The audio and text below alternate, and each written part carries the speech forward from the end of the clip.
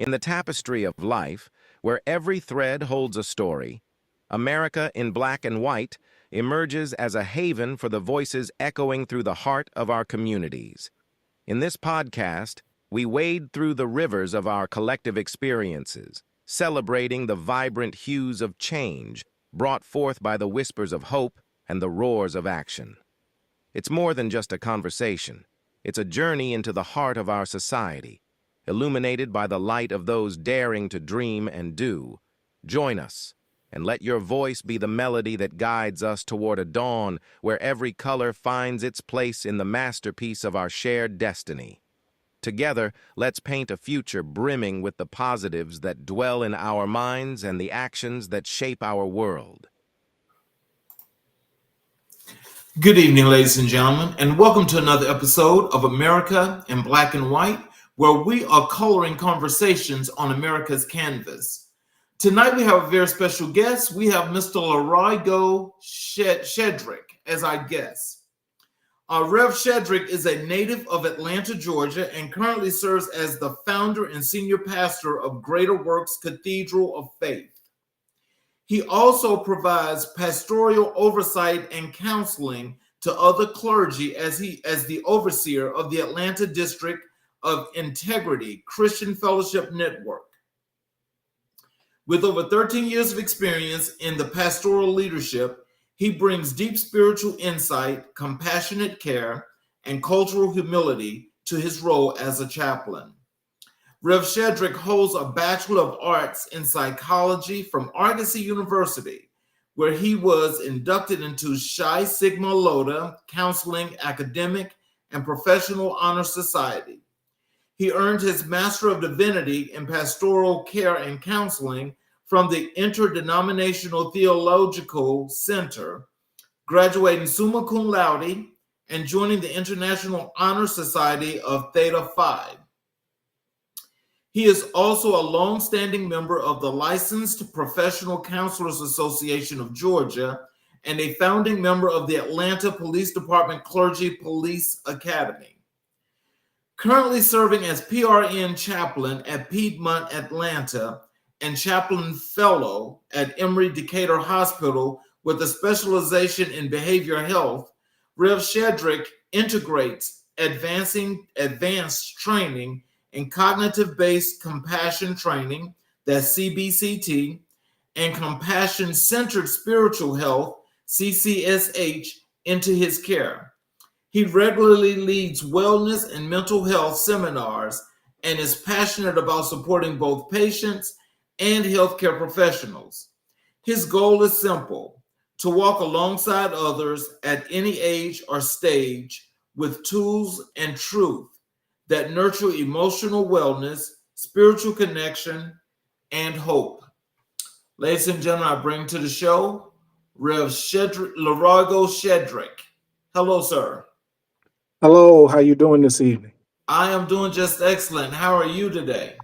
I'm doing well, Trying to stay cool in this heat. Oh man, well, actually over here on this side of town, we're actually getting thunderstorms. Oh wow. So is there anything you'd like to add to your bio before we jump into the show? Yeah, just I do want to mention, while a lot of that focuses on the work that I do pastorally as well as inside of the hospital, a large component is the outreach work that I do within the community, both pastorally as well as on the aspect of dealing with our current mental health crisis that we have here in the state of Georgia. So yeah. Whoa. Well, I'm sure that we've got a lot then to really unpack for the audience, because I'm sure they would definitely love to learn and know about all those things, especially, if there are any programs or assistance that they may want to reach out to get some help.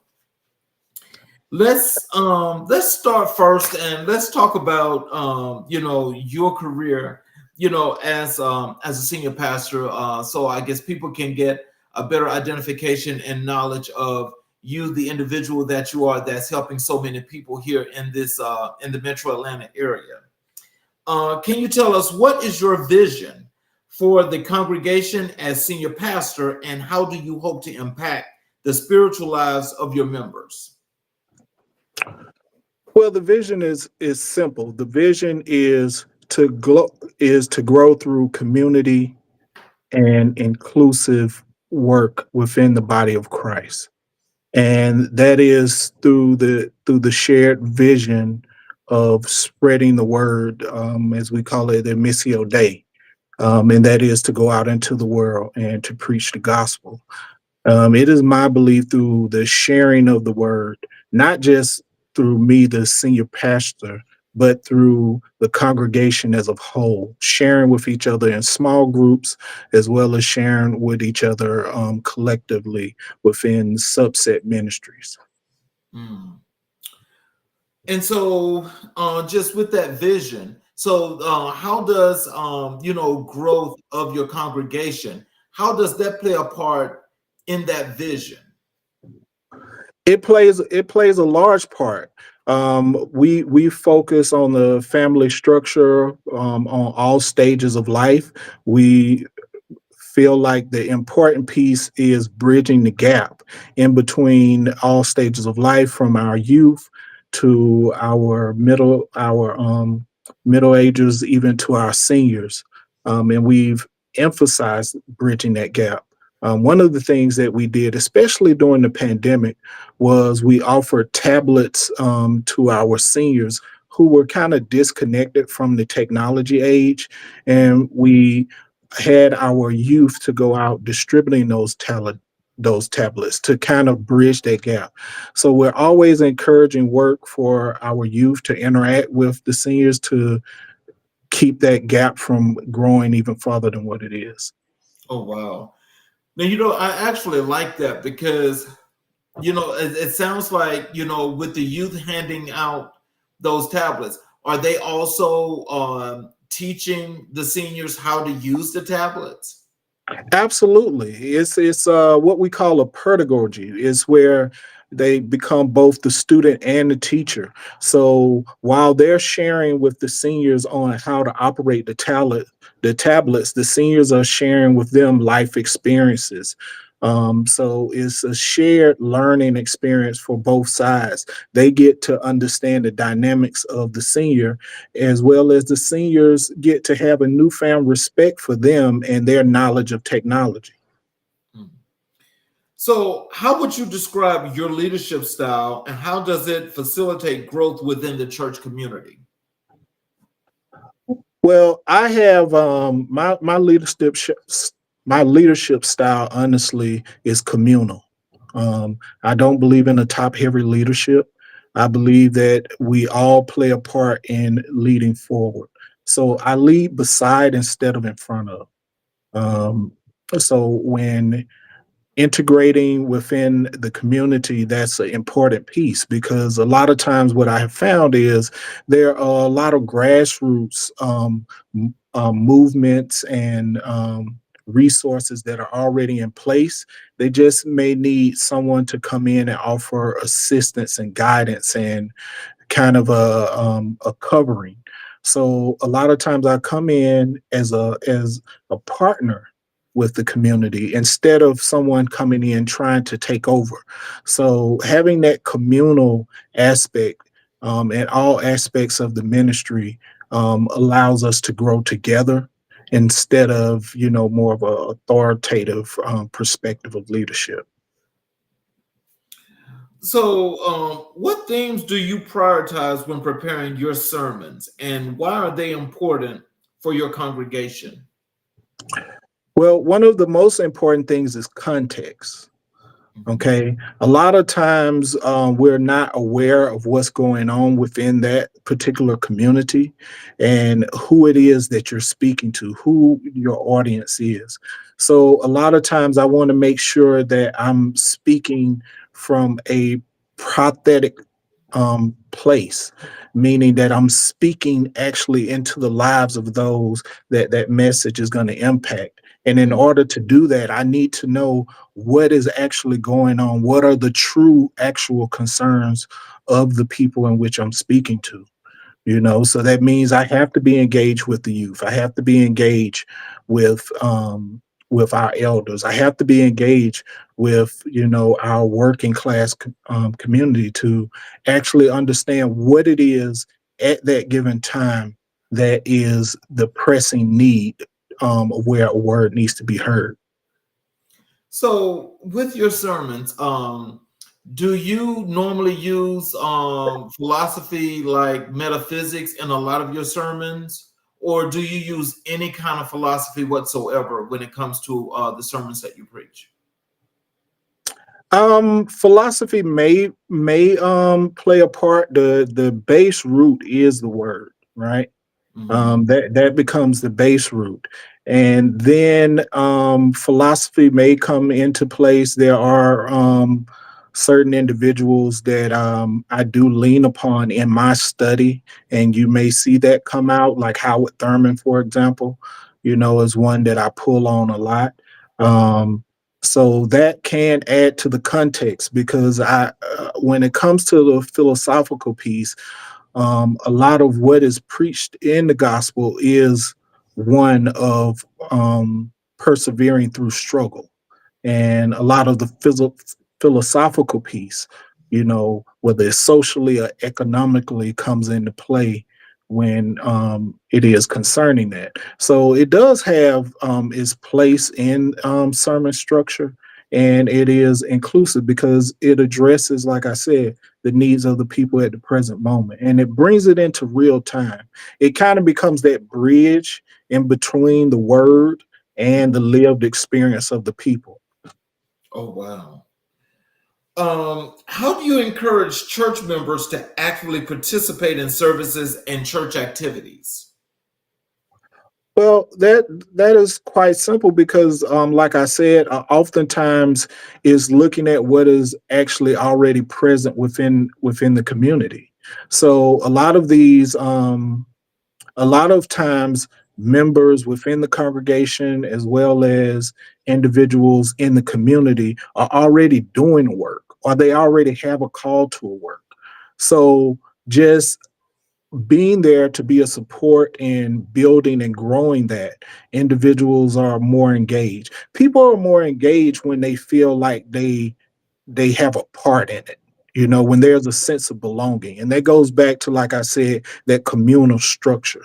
When people feel like they can take ownership and they have a true role and partnership in it, is outside of it being something that's demand. I remember back in the days, our parents used to tell us to do stuff, and there wasn't much of an explanation. It was like, because I said so.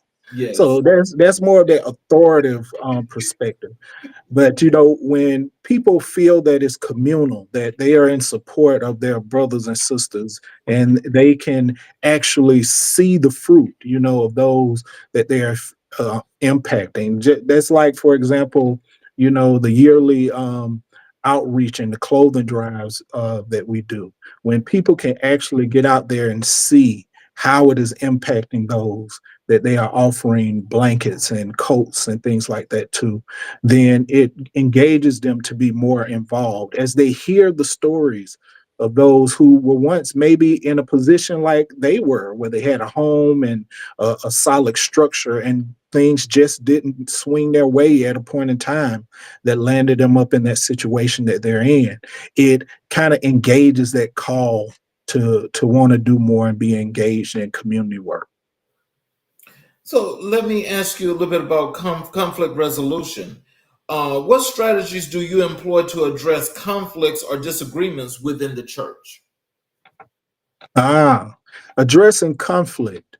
Um, there are a few different strategies. One that I try to do as much as possible is avoid triangulation, right? That's when a lot of times you're being pulled into situations that don't necessarily need your involvement. Some situations can be worked out amongst congregant members, and you want to give them that autonomy, to work out what they can within their self or their department. You don't want to be kind of that overbearing parent. But at the same time, you offer a listening ear, hearing both parties and identifying the connectors, because there's always a connector within. So when you sit and you listen for the connectors in the crisis, and I lean to the areas that they connect as a way to bring them to offer compassion to each other. Because that's one of the main things with any of us. We're trying to avoid harm. And as you hear a lot of people say in the church, we're trying to avoid church hurt, right? Mhm. So a lot of times it's identifying that that's the common theme for all of us. So none of us want to endure pain or suffering. None of us want to endure church hurt. So identifying that, and it often drives individuals to offer compassion to each other and offer more of a listening ear to resolve it instead of to continually, engage in conflict. Mhm. So let me ask you a little bit about mentorship. How do you support and mentor emerging leaders within your church? Well, using basically using the model that Christ used. Okay. Christ, he indoctrinated somewhat of a fellow, right? He had them to follow him as he did the work. So that is one of the major models, is the mentorship, having individuals to actually follow those individuals that are doing the work. Right. It's one thing to talk to someone, about what is being done. It's another thing for them to experience it live in action. So having individuals to follow those that are actually doing the work of outreach, doing the work of visiting the sick and shut in, doing the work of preaching the gospel, and actually to be engaged in that. And then have that moment to where they actually go from just an observer to an actual participant in the work itself. Mhm. So yeah, I'm more of the lab experience than the classroom. Yes, there is the aspect of teaching, individuals how to operate in the different capacities of ministry, but I feel that there's no better teacher than the actual practice, that lived experience. So I'm very heavy on the mentorship. I'm very heavy on individual following those who are actually doing the work. You know. Well, let me ask you this, because I know mentorship is like one of the big things that when you, especially when you're like growing the community and you're growing your congregation. Mhm. Do you put a limit as to how many mentors and mentees your program have, or is it just as it happens? Well, it's one of those things. Sometimes I feel like when you put certain caps, you can kind of stifle the growth of a ministry and of a congregation, and that's why I encourage small groups. You know, you want to have those subsets, right? Can I mentor everyone? No, right? But are those that are near and around me that are equipped to mentor? Yes. So there may be individuals that sit up under me and mentor with me, and then there are those who sit up under other ministers connected to the ministry that they will receive mentorship from, as well as some of the community organizations that we partner with, that they will find themselves being referred to for mentorship opportunities. Oh wow! So how is the collaborations going? I mean, like, do you have like an enormous amount of partners that you partner with? Yes, we have ministries that we partner with, as well as some community organizations that we partner with. We've partnered with in the past. It's basically more on a need basis. Basically, if we see certain individuals with certain needs or interests, whether that's from some of the youth. We have certain organizations that we will refer them to, or that we directly partnership with on specific endeavors. For example, like the tablet drive that we did during the pandemic, we partnership with local organizations. as far as that was concerned. And it works out pretty well, Mhm. because that's one of the things that we came to realize is we don't have to be the end all be all. Some things are already up and running, and we can just connect with them and flourish from that point, and instead of starting from ground zero. So tell us, what is it like being the senior pastor? What is the day-to-day life for you? How does that work for you? It's busy. Between the work that I do here, and the work that I do clinically, on top of the work that I do pastorally, it's a very busy day from the time that I wake up to the time that I lay down and go to sleep. Is whether it's meetings, whether it's physical interaction with individuals, whether it's counseling and conversations with other pastors, and then on top of that, I have my time that I have to sit in the Word and spend time with God on my own. Mhm. So, um, Wow. encompassing all of that, into a day, and leaving myself flexible for what the day may bring, right? Mhm. Because I can't fix my schedule too tight, because at any moment I may get a phone call from someone with in distress with an emergency. At any moment, I may get a phone call that someone needs funeral arrangements, assistance with funeral arrangements to be made. So that can shift my whole schedule. Mhm. So just being mindful of those type of things, I have to leave room for wherever God may call me to within a day. So Wow. yeah. And so that's then that was another follow-up question. Like, so do you incorporate mindfulness and you know, yoga and meditations and things of that nature to keep yourself calm and relaxed? Absolutely, I have, and that a lot of that is when you look at the compassion, spiritual health training. Mhm. That's one of the things that it focuses on is centering oneself, Mhm. right? Because in this profession, of pastoring and ministering, it can be very stressful, because you have to keep in mind that others are bringing their life situation, their life issues, and pouring it out on you. So you have to be able to regulate that, when people are constantly pouring on you on top of your own life challenges and situations. So being able to regulate that, one of my safe spaces is by the water.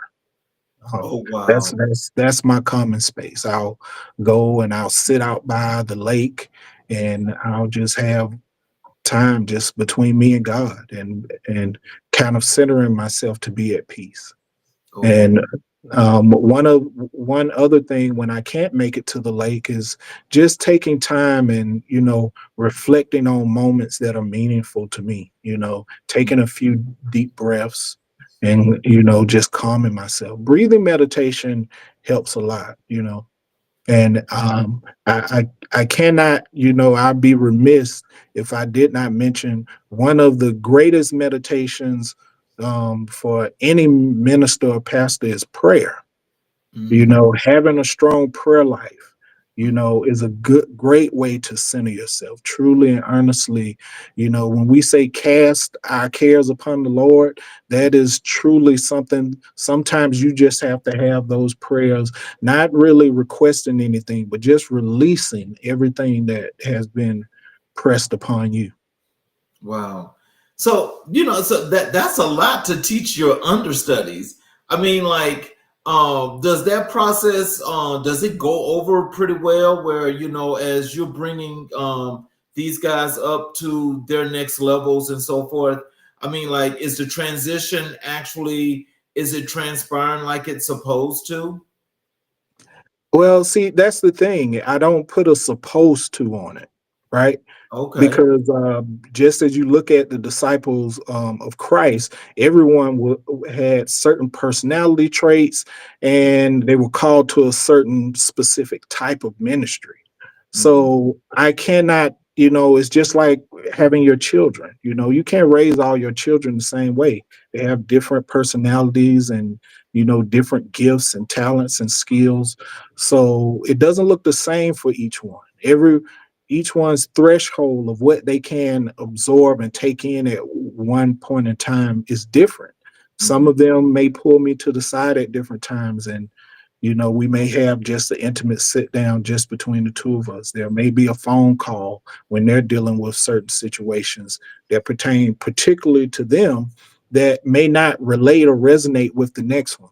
So, having, like I said, having that time to glean from me and watch me in the work, and then also having what I call the Nicodemus moment, when Oh, they come to me in private on their own, right? right. When others are not aware or watching and have conversation.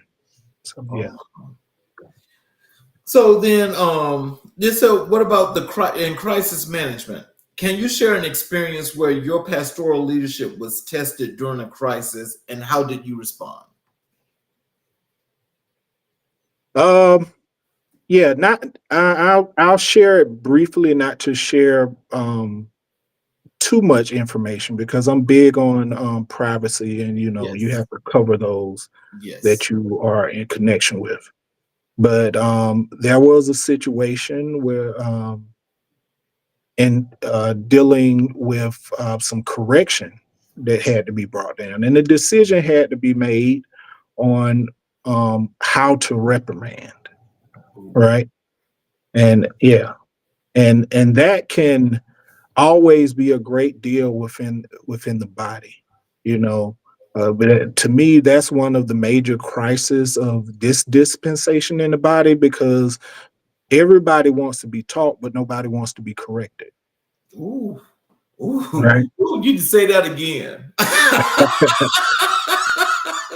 Yeah, yeah, it's real.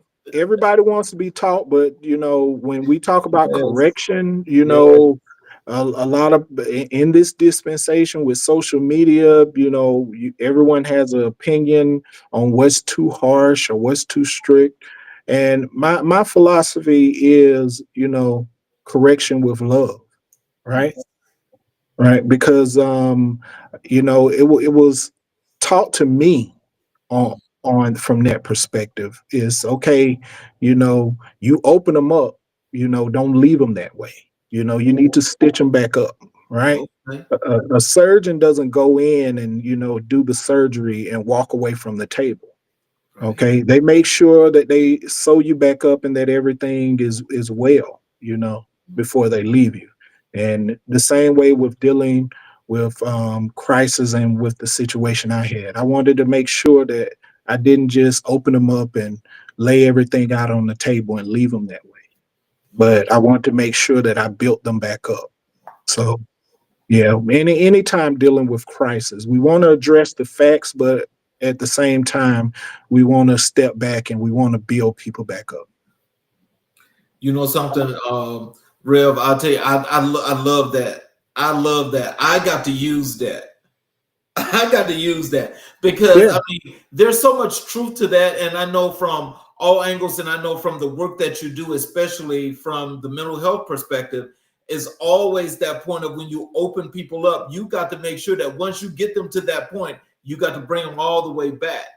And so, just even in that moment of doing, just all these wonderful things that you're doing, I mean, like what has been some of the everlasting effects, from, some of the people that you've had to sit down with? What has been some of the everlasting effects of that? one of the greatest things that I would say is continued relationship, because a lot of times one of the things that you will notice in the body of Christ a lot of times is you have these kind of interactions and relationships sever. Hmm. Sometimes that may be necessary, but all the time it doesn't have to be, right? Hmm. Is all in the way that certain issues are addressed, because at the end of the day, you know people want to feel seen, they want to feel heard, but they also want to feel loved and cared for, you know. So being able to show that through the process, and that's one thing I've learned from the work that I do with mental health is certs a lot of times we overlook those essential and simple attributes. People just want to be heard. They just want to be seen, right? And they want to feel cared for, right? And even when correction is needed, that can still be present.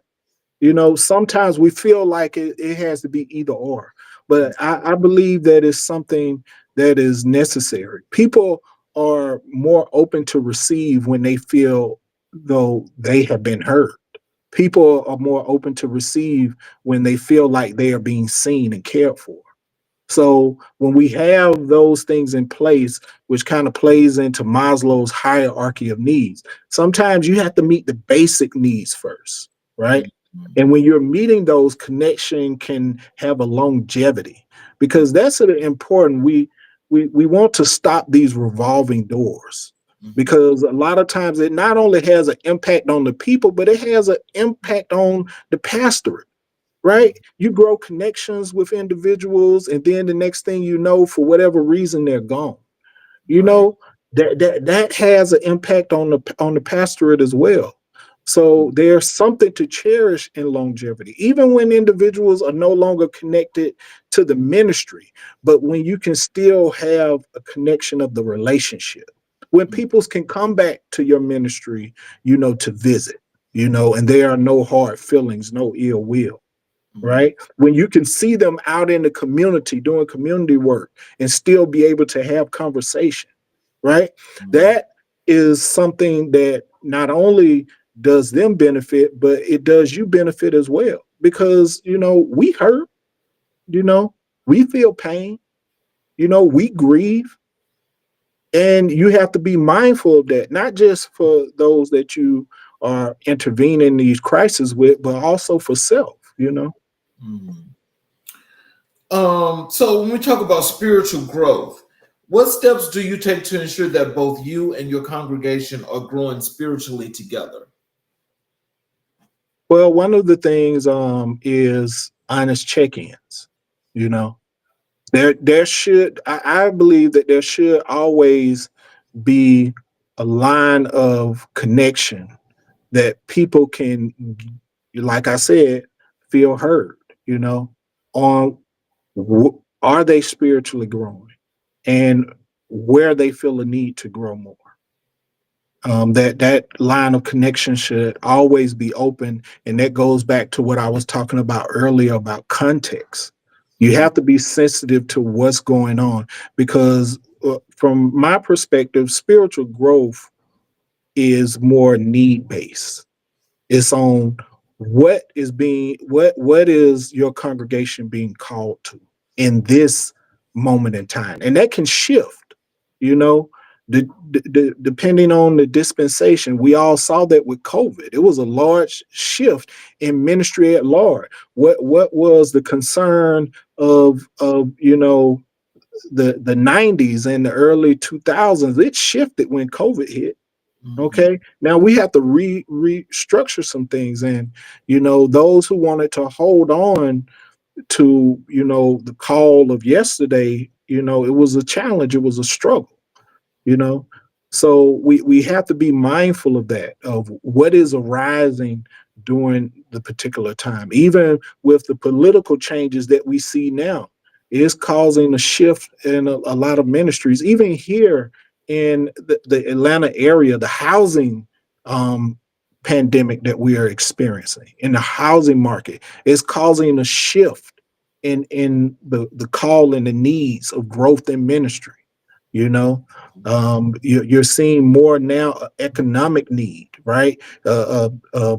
Awareness of financial literacy and growth in finance.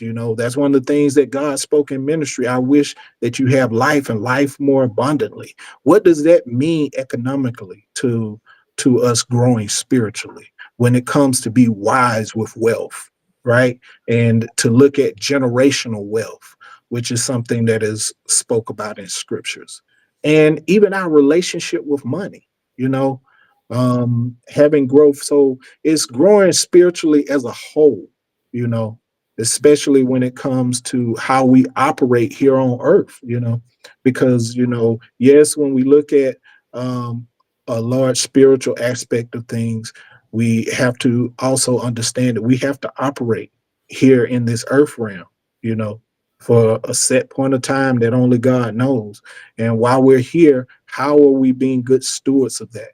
So growing in all aspects of the human experience, constantly doing check-ins and receiving feedback, and being aware of what's happening during that current space and time in the community. Let's talk about community perception. How do you perceive the role of the church in the broader community outside its walls? I feel the church has a dual role. The church has a role, one as the bridge. The church is the bridge between multiple subsets within the community, right? I always like to make the reference to the matriarchs and the patriarchs, right? A lot of times within every family,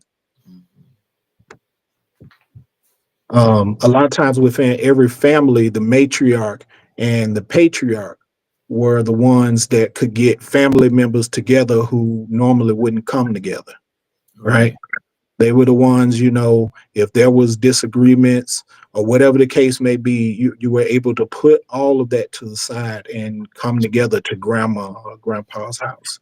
And I feel that the church plays that role. It is the place where individuals from all subsets of life, economically, politically, can come together, putting their differences to the side to come up with resolutions to community issues, Mhm. right?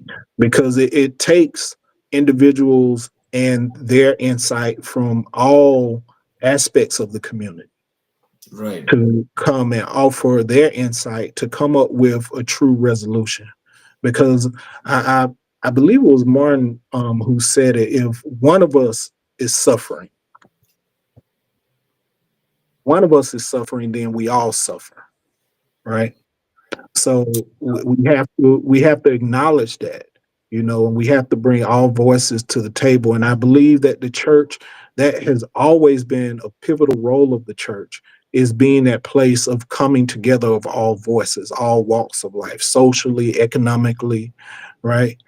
You know, even when we talk about addressing the drug um, epidemic in the community. Okay, I need to talk to, you know, I need the drug dealer, I need the drug addict, I need the family members, the mother affected with you know the drug addicted child. I need all of them at the table. You know, I need to be able to come up with resolution, okay? Because all right, we can get the person off of drugs, okay, but how do we get these young men from seeing their only way to reduce their economic suffering is to sell the drugs? All right, if Ooh. so, we have to address all kinks in the chain, right? Or the bike won't run. So the church is that place. The church is that place where we can bring all parties to the table to come up with resolution. Right? So let's transition over to your work in mental health. Mhm. First, let's start with mental health importance. Why do you believe mental health is an important area for churches to address, and how does it fit with your overall mission? I'm glad that you said that because majority of the population is affected by mental health. Okay, one of the things that you have to keep in mind, ever since the late 90s all the way to the early 2000s, we had state function mental health facilities. At the early 2000s, all of that shut down. Okay. The question is, where did the people go? Okay. More than 47% of our homeless population is suffering with mental health, right? And when you look at that, most of those individuals are your neighbors, you know, are family members of your church congregants. So that's causing distress to the community. So, you know, not offering care to these individuals, people not being able to get adequate services, people not able to meet their basic needs so they can take care of their mental health. It places a great burden on the church. And that goes back to what I was talking about when we talk about addiction. A lot of individuals who are suffering with mental health make up a large portion of the addiction population because they are trying to self-medicate to deal with their mental health issues. So it's not just individuals who are looking to have a good time, but it's individuals who are just trying to cope with what they are dealing with in their mental health. And the church plays a very big role in that. Okay, when you talk about certain resources, when you talk about the food banks that many churches offer, the clothing banks that many churches offer, as well as when it comes to a lot of the different areas as far as housing and resources. Okay. So a lot of our mental health facilities now, because what has happened is with all of those institutions, statewide institutions closing, our state went to a community based approach to mental health. See, a lot of people don't realize that. So we don't have these state facilities that we once used to have to where you would see people being sent off to these large populations of people dealing with mental health. Now it's more of community based, right? To where you see these smaller community based facilities that can only house a small subset of people, and you see a lot of these homes that offer care from our transitional homes and different homes like that that offer care to people with different mental health conditions, and that goes anywhere from individuals dealing with intellectual disabilities to those that may be dealing with things like Parkinson's or dementia. There are homes that are being ran within communities, right? So it's more of a community base. So a lot of times within the system of our churches, some of these um, are ran by ministries, right? Ministries who see a need and they have houses that they run to offer care. So making that connection with hospitals and with behavioral health facilities to these community-based programs. And a lot of times the church is the connector, right? Yes, sir. So let me just ask you a follow up to this because that was so interesting what you were saying and how you started this out when you talk about the facilities. Mhm. Um, and this is cruel to say, but they just dumped those people out on the street, is what they did when they closed those facilities. And so those people got to migrate, and some of them they just dropped them off in places or whatever have you. And so when you talk about the things that was going on in the communities and so forth, and you have the homeless people that are out there that may seek, help or need help for mental health. Um, can you like tell us what's the difference comparatively for the community-based help compared to those state ran facilities that used to be open? Well, I won't just say completely that they threw a lot of them out. It's a lot of different contexts to how a lot of them ended up homeless. One of them I want to point out is for a lot of them that they had their mother or their grandparents or whoever who were their caregiver, and they aged out. So you had individuals who had a caregiver, right? Mhm. These people with mental and intellectual disabilities, and they had a caregiver, but their caregiver aged out. They got too old to offer care, or they transitioned. So now these individuals had they had nowhere to go. Their primary caregiver is now gone or unable to continue to offer care. So a lot of times that happens where, they were in a stable situation and their caregiver just aged out. Another one is certain individuals, their mental health needs increase over time. So they were able to function, able to work a job, but because of aging, as they age, their mental health declined. So now these individuals where they were able to keep up with their own medication, where they were able to function and work on a job, now they're in a position to where they're unable to keep up with regulating their own meds, right? Now there are programs within the state now that offer assistance with that. One of the great ones is within Grady hospital system, they do have services that they offer to where they have what they call an ACT team.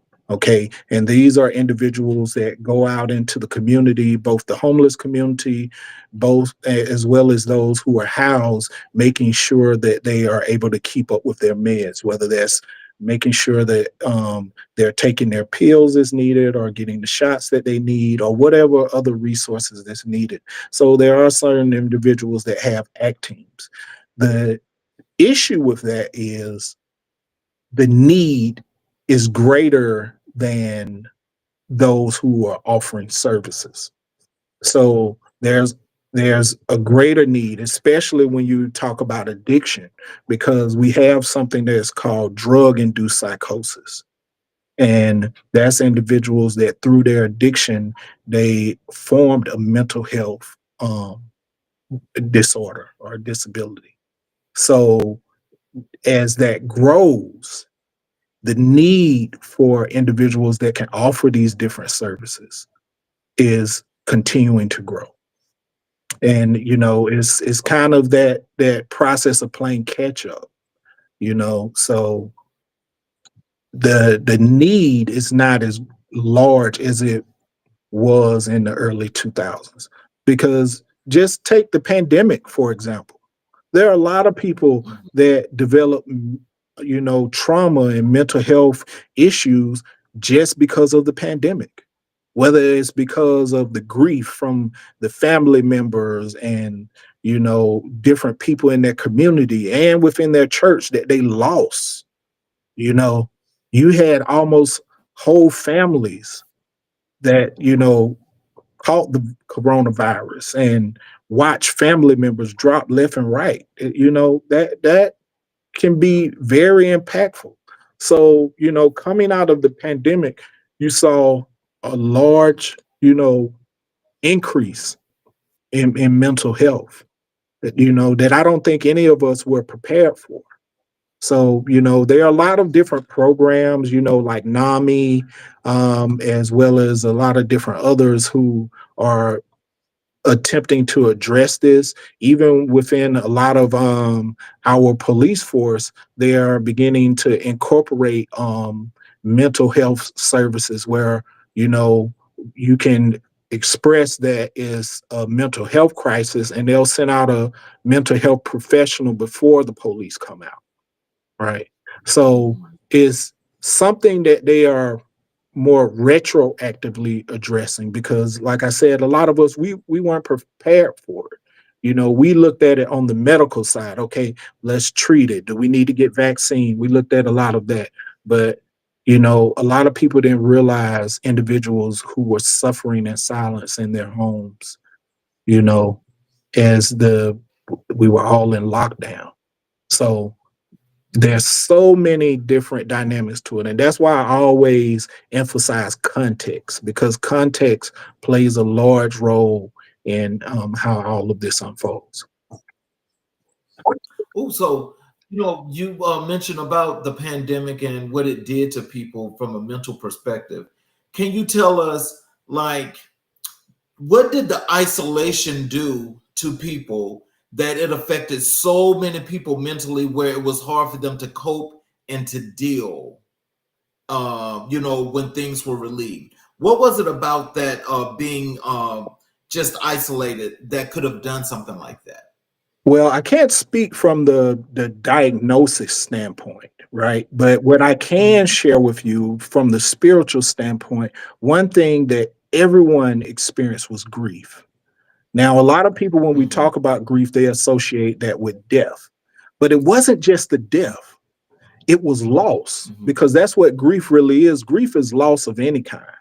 And one thing that Mm-hmm. everyone can identify with and resonate with is, in some shape, form, or fashion, they had to grapple with loss, right? Some individuals, it was loss of job, right? Some individual, it was loss of community, right? That, even down to people who would go and sit with friends at the corner, or the youth who would go and play at the park or the basketball games or the skating rings. All of that was cut out, right? From the social events, those who would go out to clubs or to bars on the weekend. All of that came to an abrupt halt. So our social atmosphere, there was a loss felt for everyone, even from people that Mm-hmm. had just the simple socialization of going to their local grocery store.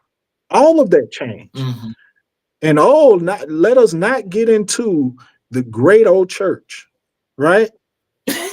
Those that look forward to the revivals, those that look forward to Sunday school, right? And greeting those and catching up with their friends on Sunday morning. All of that came to a complete halt, right? And even for those who pushed against the policies of the pandemic and went out, it was like walking into a ghost town, right? Mm-hmm. Yeah. I remember reflecting with some of the pastors that I'm constantly in communication with, and how, going into the church and seeing um, one or two congregants to a pew, right? Trying to Yo. acknowledge social distancing. That's a loss in connection. You right? Now, no more hugging and weeping and crying on each other's shoulder. It's a loss. So on Mm-hmm. all aspects of life, right? All aspects of life, Mm-hmm. we were all experiencing loss, and that causes grief. And a lot of us don't know how to process grief. A lot of us are not aware of the stages of grief, from anger to denial to bargaining to depression, even acceptance. Oh. And if you're not Mm-hmm. aware of that while you're actually going through that process, then that has a great impact. And some of us are still grieving and don't even realize what that looks like and what it is that we're experiencing. Wow. Um, let's talk about some of the programs offered. What specific mental health programs or services does your church provide to the community? Specifically, one of the things, like I say, we operate as a bridge and partnership. That's one of the major roles. And a few of those resources I would like to offer out. One of them is NAMI. Okay. And we encourage people in connecting with them. Their number is 866-903-3787. Okay, 866-903-3787. You can reach out and connect with them. And for some individuals, I know, dealing in this dispensation, they are not comfortable with phone calls. So you can text. You can text as well.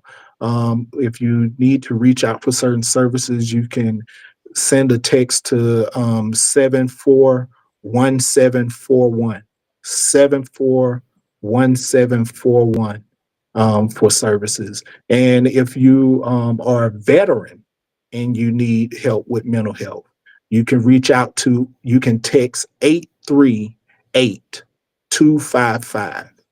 That's 838-255. And a lot of people don't realize this. If you're having a crisis or dealing with suicide, or thoughts, you do not call 911.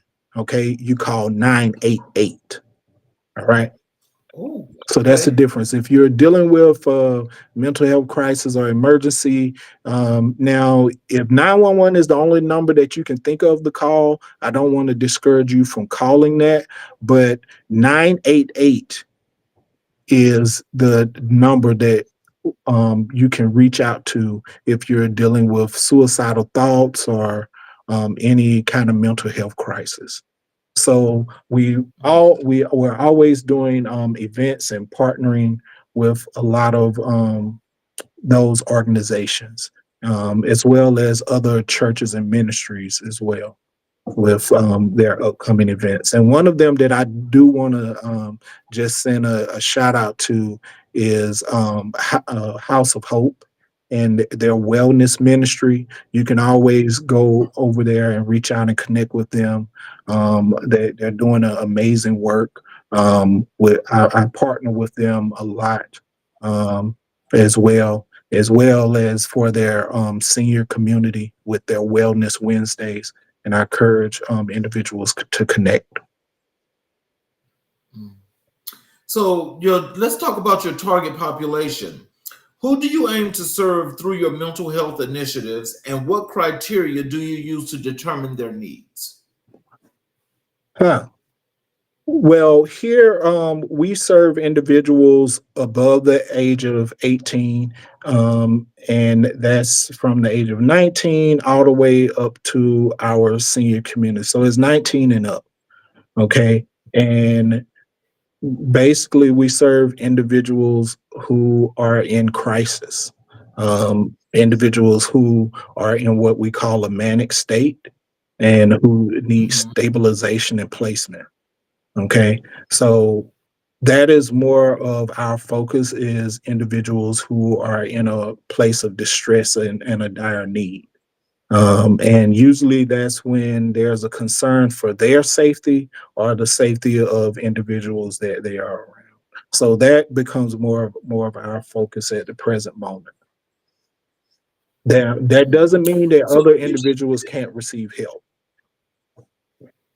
you just gave us a list of Uh-huh. resources, um, which I think is going to be mandatory. I'm gonna do my best to also make sure that I just do something like a PSA to kind of like get this information Right. out. But how do you decide which mental health resources or professionals to collaborate with? Well, again, like I say, it goes back to context because it shifts, right? It Mhm. shift during the pandemic. It shift with the closing down of a lot of the inner city projects. So it's basically communicating what is the basic need, in the community at the present time. Is it, is it more of a need for housing? Right now, housing is one of the major needs that we are focusing on, is connecting individuals with some of those community housing and educating individuals who are interested in starting up housing. So connecting them with resources, people who are interested, who have properties, who are looking into purchasing properties and turning them into homes to house individuals with mental health and disability needs. So yeah, just connecting, like I said, being the bridge and connecting them to those resources. So we identify individuals on the end who are looking to start up those housing initiatives, and we connect them with individuals who are already doing that work, as well as facilities who are looking for places to place people that are in need. Well, now I got to ask you this, Rev, because I know from the first time you was on the show, I didn't get a chance to ask you this because this has been on my mind like really harshly because I know there's like an enormous amount of places that I've actually researched outside of Georgia or right outside of Metro Atlanta, Uh-huh. and I'm just wondering if you can tell me, um, do you guys actually uh, kind of like specialize those mental health services, especially for, the young black men or black men in general that's really, really got some mental health issues and really need this help? And if so, where can that be found, or how can that be situated or started here in Metro Atlanta? Well, that's one of the things that we're actually working on at the moment. Okay. Yeah, Mm-hmm. because it is a need, right? And Mm-hmm. it's a matter of pooling the specific resources together to meet the need. So that's something that we're working on with a few different organizations that we're in collaboration with. And as I was sharing with you, the basic precept around that, or the focus that we have become aware of, is housing. Yeah. Housing Okay. is the key component, because a lot of times from some of the organizations that we've been partnering with, is the realization that you start to try and address some of the other needs, and then you lose track of them because they're constantly on the move because of the housing need, Mhm. right? So that's a major component that we're trying to address now. Getting together with some of the entrepreneur housing ventures that are within the community, and seeing how they can kind of transition some of those houses that they have for profit into housing for you know some of our young black men who are in need of different services. Mhm. So let's talk about some barriers to access. What challenges do individuals face when seeking mental health services through your church, and how do you work to overcome these barriers? Well, one of the major barriers is because right now we don't have a physical location, right? So a lot of our a lot of our communication is either via phone or via the internet. Well, the problem with that is, with some of these individuals who need those services, because of their mental state, they may not be able to reach out and communicate via the internet, and some may not have adequate phone services, right? So a lot of them may be looking for a place that they can physically walk into, and that's part of the reason that we've been partnering with a lot of other organizations that we know that they can physically walk into into those places, right?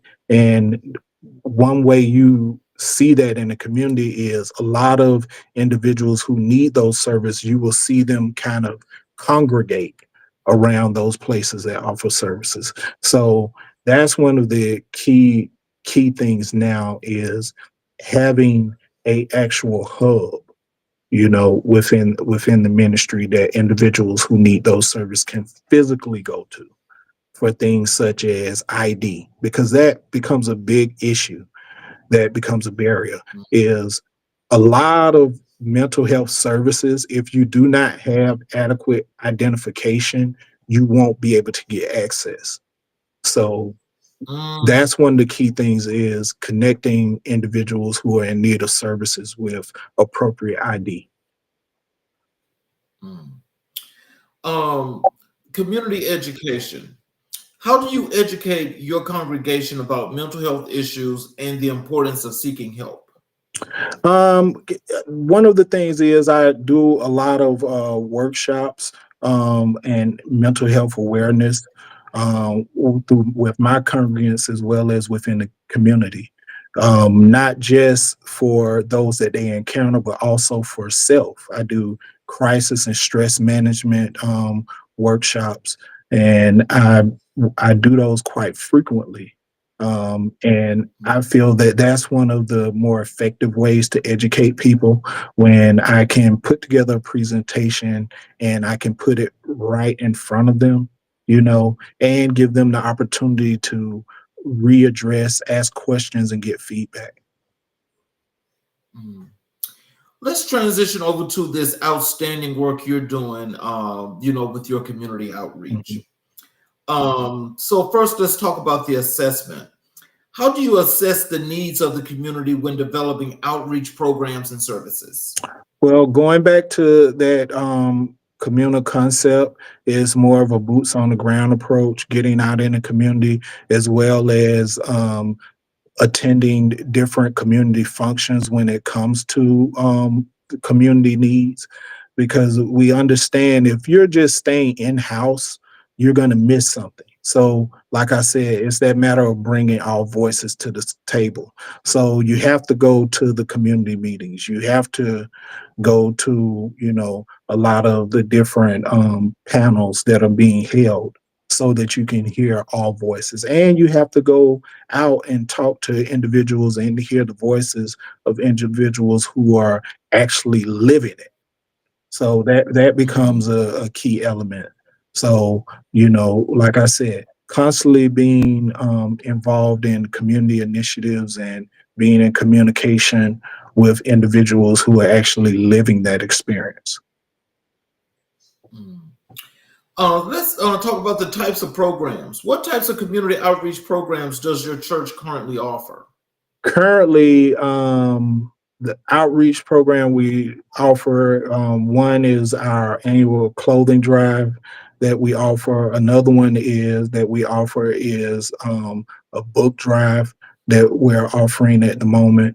And also another one that we're offering that we're working on now is the housing initiative. And I'll be posting information about that soon. And that's a twofold. That's on one side for individuals who have the interest in starting up those um, facilities to offer housing to people with mental health needs. And then on the other side, um, prepping people who need to obtain housing to make sure that they have all of the adequate documentation needed to secure housing.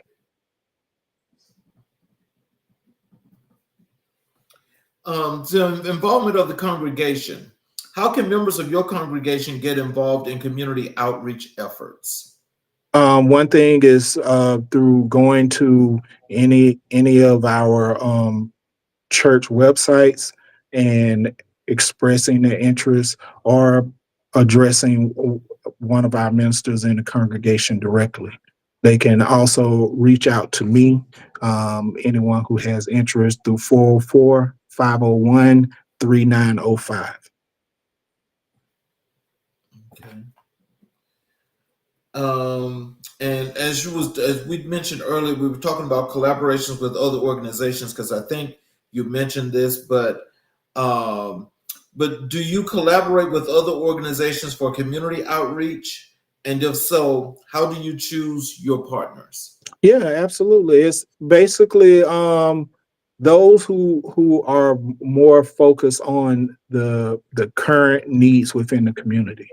Right. So, like we talked about earlier, making that assessment of what are the actual needs of the people that are in that lived experience. And we connect with those organizations who are meeting that need at the present time. And that can shift. So, just being aware of what partnerships we need to access during that specific time of sometimes that time of year, like, whether it's winter when it's cold or whether it's the summertime when it's hot, just identifying what is the current need that we are hearing from the people that are actually in that lived experience at the time. So tell us about your feedback mechanisms. How do you gather feedback from the community to improve the outreach programs? Two. One is by response through our social media. The other one is through direct contact by people going actually out into the community as well as those showing up to the community organized events. And let's talk about social issues. Are there specific social issues that your outreach programs focus on, and why are they important to you? The main one is housing. Like I say, here Mhm. housing is a major issue. unhoused individuals, puts individuals in a situation to where they would be able to care for their mental health and a lot of the issues they are facing. They are unable to, because like I said, when you look at the hierarchy of needs, shelter is right there at the tier. So it's Yeah. hard for me to focus on a lot of these other things, when I'm trying to ensure that I can survive through the night, with the weather, and I'm concerned about my safety. So housing is a major issue at the moment. And when we talk about distribution, can you tell us, how do you determine the distribution of resources among those in need within the community? Well, there are a few things, and a lot of those we rely on from our partners when it comes to distribution. Um, we try not to specifically be hands-on with the logistics of that piece, because, like I said, it's more of a communal effort. We don't want to be top heavy, where you have like this oligarchy, just with whole of you know all of the resources. So it's more of a shared experience, to where it's basically based on what that particular organization is offering, and does that individual needs match. So it's more of a matching. So it's a case by case basis, which I like it that way.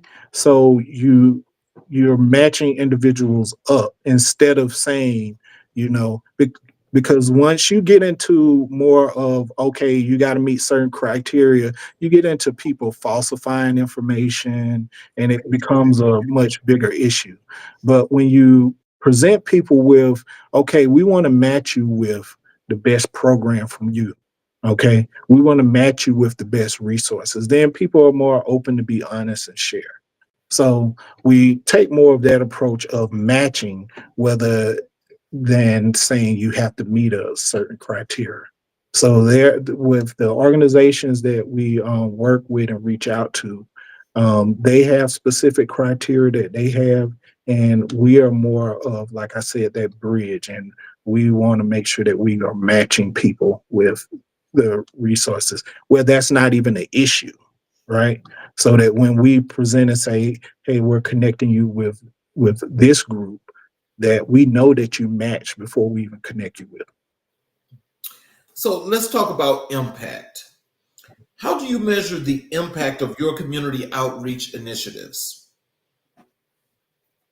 By active and live responses, by giving follow-ups with those individuals that we have reached out to, offered resources to, and doing a follow-up, not just with the individuals, but with the organization as well. Hmm. And long-term goals. What long-term goals do you have for your community outreach efforts?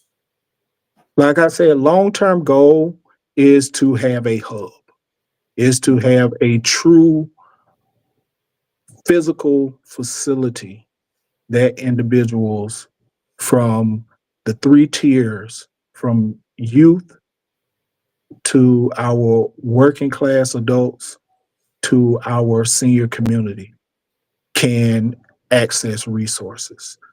Okay. Um, this question I think is really interesting. How do you balance empowerment initiatives with direct aid services in your work? Empowerment initiatives. Well, Empowerment initiatives with direct aid services in your community work. well, that's a large part of, like I said, of what we do. Mm. The empowerment piece. And usually, with a lot of the presentations I do, it's a segue into the resources offer. So we'll initially start out with an awareness, which actually often sparks an interest and an engagement. So as people become aware of what is happening in their community, when people become aware of where the needs are, people become more engaged and empowered. that, okay, now I can actually see where I can make a difference. So then that is when we present to them those different organizations that we partner with. So we do Black History 365, and when I reached out to you, you mentioned two people that have actually influenced your life and your career the most. One of Mhm. those was your grandfather, and the other one was a chaplain that started out down at Grady Hospital. Um, what are some of the earliest memories you have of your grandfather sharing stories that shaped your understanding of Black resilience and history? Oh man, there are so many. I one of them was just his economic start. Being a small town country boy coming from rural Georgia and taking a leap of faith coming here to Atlanta, Georgia, with nothing but a letter of recommendation in his hand from the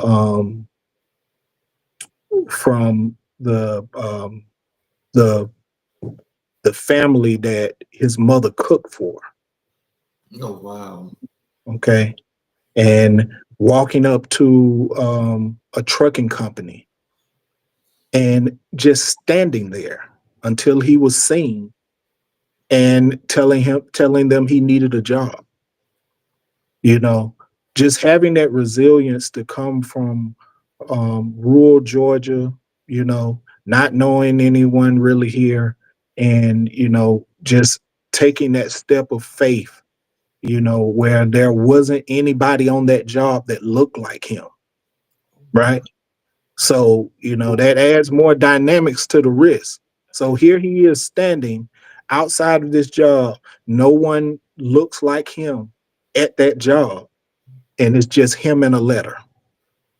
Wow. So, Wow. yeah, That is yeah, interesting. yeah. So, that type of resilience, that type of courage to be able to stand out on the limb, and your life is really on the line, right? Just, you know, taking a risk like that and showing that determination to pivot your economic future, that really stood out to me. Having that courage, that boldness, and that faith. you know So, how did your grandfather's personal journey influence the way you see leadership and activism in the Black community today? it's one of action. A lot of times we can sit around and we ponder about what to do. We ponder about what move to take next. But what I learned from him, that no pivotal move happens without risk. And if we focus on the risk, if we're spending all of our time calculating the risk, then there will be no progression. There will be no movement. So that's one of the things that, I've become aware of with every move that I've made, is I don't allow myself to be paralyzed by the risk. I can be aware of them, but I won't be paralyzed by them.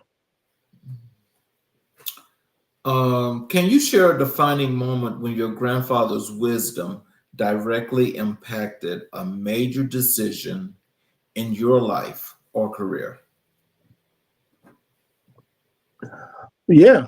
One of those was his emphasis on family, and on caring for family. And it caused me to make a shift, in my career decision into the field that I'm in now, you know. And um, even when it comes to my call for ministry, just his shared experience of, like I said, coming from rural Georgia.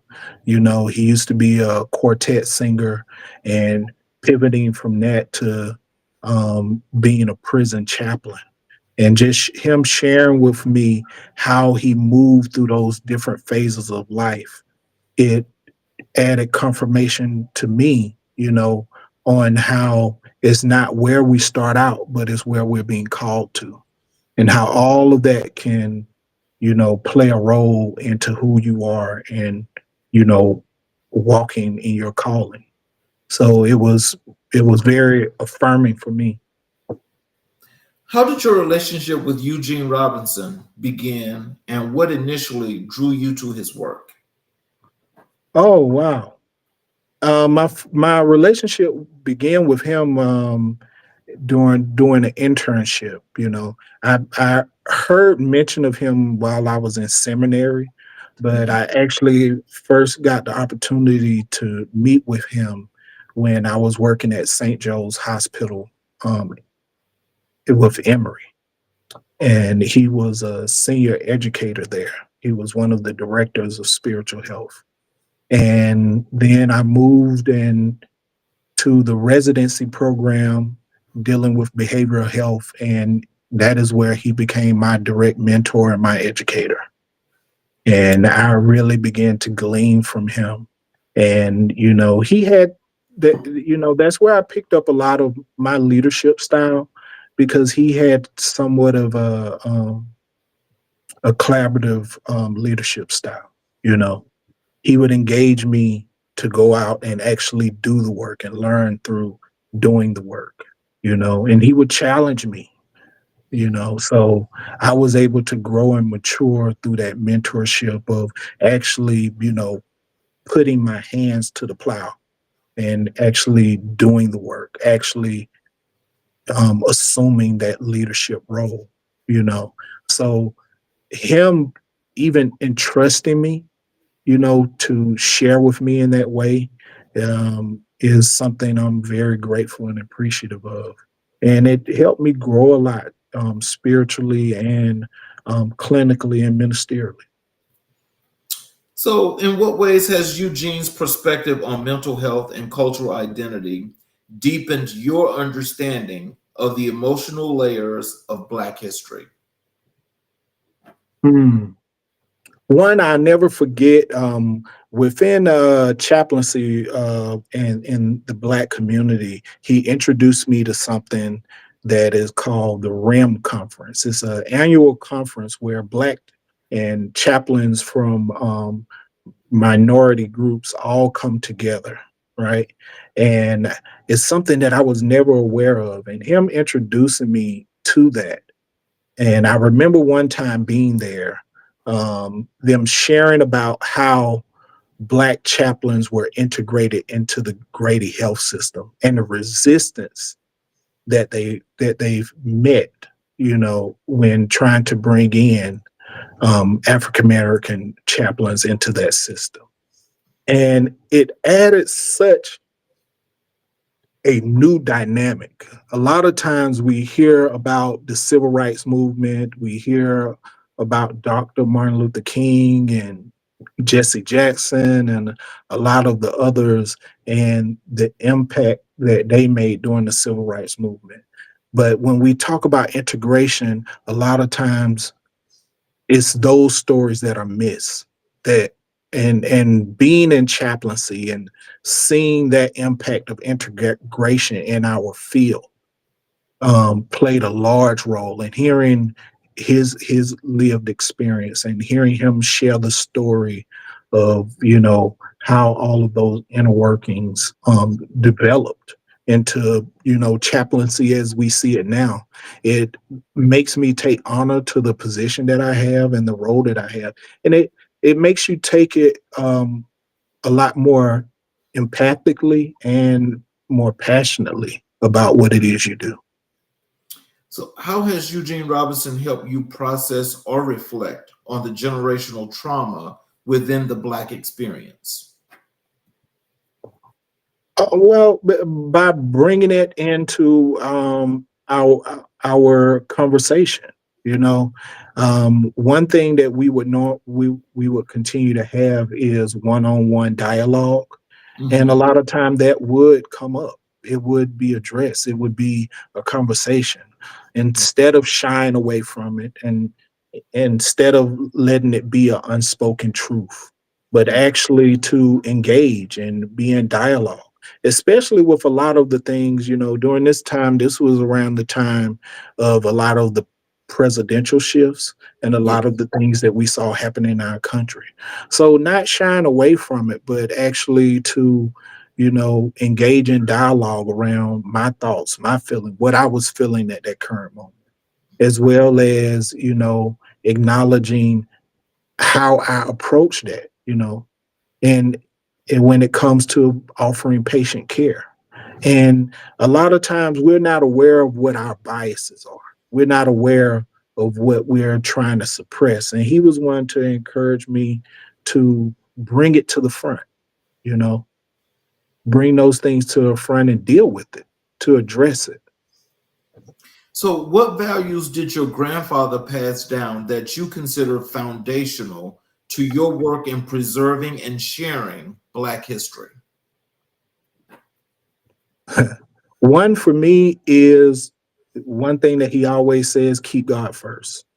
Mhm. That's that if you talk to him to this day through all of him, because one of the things that he has always shared with me is the resilience of us as a people was always through having God at the center. Right.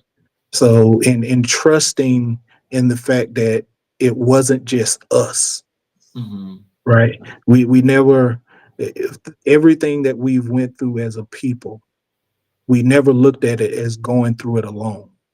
But we always looked as God being a advocate and you know a a shield as we press forward. And it was the faith that God was with us that Mhm. gave us that resilience, So that's one of the things that, I carry with me in all of the work that I do, that I'm not doing this alone, that I have God present with me Mhm. to carry me through it.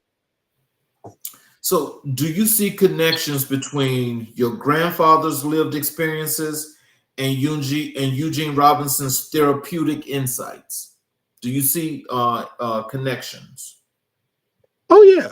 Yeah. I definitely see connections, especially when it comes to their lived experience, growing up during the time and the age that they did, and being able to show resilience. Resilience is a large connecting piece, right? That ability to bounce back in the face of adversity, right? Instead of quivering away, but that ability to press forward against the resistance of other factions. That is one thing that I see as being a connector and a part of both of their lived experience, is building up the bandwidth to be resilient, right?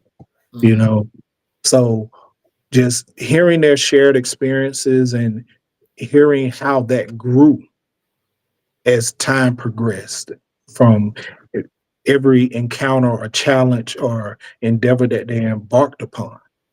Mhm. Yeah. Um, how have both of these mentors shaped the way you teach or speak about Black history in your ministry or community work? Oh, they for me, they made me have a greater appreciation of storytelling, which Mhm. is something that has been a large part of our tradition in our community, the art of storytelling, right? And that's one of the greatest ways that we share knowledge within our community, you Mhm. know, and being able to share my lived experience as well as the experiences of those who may never meet a Eugene Robinson or those who may never meet a Leroy Jefferson, Mhm. but being able to pass that story on, Mhm. from generation to generation, from person to person, Mhm. you know, being one that can carry that is something that I learned and I cherish for them and I incorporate in everything that I do. So, last question. If you could summarize the legacy of both your grandfather and Eugene Robinson in one phrase each, what would they be and why?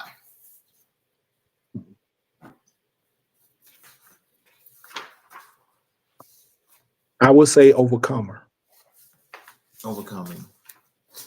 Yeah. Yeah. And for that one, I can definitely say it is somewhat self-explanatory because, especially with my grandfather, statistically, he shouldn't be where he is, you know, based off of the numbers, based off of the metrics. There should be a different outcome. But regardless of any story that's shared, he overcame every obstacle. And that, goes to Eugene as well, resilient, regardless of what they were faced with, regardless of what was presented, that ability to bounce back and prevail. Well, that's, yeah. I understand how important that is. And, I think that legacy, as you mentioned, to pass down, that's always the best thing in the world, because once you keep passing that history on, it only gets better and gets better and gets better. And for those that are inspired and motivated, they want to do better. Absolutely. Absolutely. So, in closing, what are some words of wisdom that you'd like to leave with our audience, including, how to connect with you on social media, your website, some things about your ministry, how they can come join? What are some of those things you'd like to leave? Like I say, the key thing is connecting through the ministry. Is Greater Works Cathedral of Faith. You can connect with us on Facebook, as well as you can connect with me directly on Instagram. Is _ overseer Shedrick, as well as on X. You can connect with me. It's the same, overseer Shedrick. And on Facebook is Leroygo Shedrick on Facebook. So you can reach out in any of those ways and connect with us. If you want to connect with the ministry, if you want to partner with us, or if you are just looking to inquire about different services that we may be able to assist with. Well, I'll tell you, for those of you that are watching the show, Real Shedrick just gave us all some information that we can all use and take the advice of, making sure, for one, how we're taking care of ourselves from a mental health perspective. What are some of the things that we can do to make life a little bit easier, but also the importance of spirituality and connecting and communicating with other people. What we do here and what he does is all about building a community, helping the community as best as possible. I suggest, especially for all of you that's in the Metro Atlanta area, that's actually watching this show right now and right about, when it replays and so forth, I suggest that we all get on this boat. Let's support this ministry. Let's grow this ministry. Let's grow our communities, and let's make the communities and the people be the best they can be as a high priority. It gets no better than when you can reach out and you can do something to help another person, or you can help a group of people that are in need. Because to do it from your heart is what means the most, and what makes these individuals, or make people in general, feel so much better, not only about themselves, but they know that somebody cares. Let's reach out. Let's pull our people together. Let's help Real Shedrick and his congregation continue in what they're doing in their outreach, because we definitely need to build these communities, and we need to help these people, especially those that need this mental health help as best as possible. Let's make this work, because I know we can do it. I know we can do it. For those of you that are watching on the YouTube channel, I want to thank you for watching. And I do ask if you would please hit the subscriptions button, get all the notifications, watch all of these shows as they happen live, and go back and watch all the wonderful shows that have been previously recorded. Because I can tell you that in each and every show, especially here in season 3, you're going to get an enormous amount of learned experience that's going to impact your life, that you can continue to pass on to the next individual. Real Shedrick, I want to thank you once again, because once again, you have once again hit another home run. And, I got to tell you, I am so honored to not only be connected with you from the LinkedIn experience, but to have you to share these lifelong experiences that people need to get in the communities, and to help them to build. And as long as that takes place, I hope that we can always, continue to continue that network, because I think the missions are more than just common, but they're definitely needed. And like I said, I'm honored, and I thank you so very kindly for coming back to the show again and blessing us, with your presence. No problem. Anytime. And so I want to thank you all again for watching. We have another great show for you all tomorrow night. Please tune in tomorrow night for another episode of America in Black and White. Same time, 6 p.m. Eastern Standard Time. And also more great knowledge for each and every last one of you out there. Thank you all. Have a great evening, and we will see you tomorrow.